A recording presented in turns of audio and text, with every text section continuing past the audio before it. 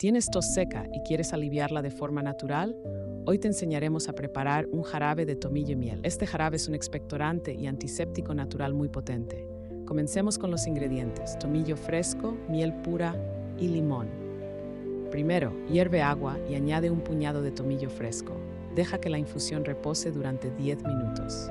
Luego, cuela el líquido y añade una cucharada de miel. El limón le dará un toque fresco y ácido al jarabe. Mezcla bien todos los ingredientes hasta que se integren. Este jarabe es ideal para limpiar tus pulmones y calmar la tos. Recuerda que es un complemento, no un sustituto de la medicina. Siempre consulta a un médico si la tos persiste o empeora.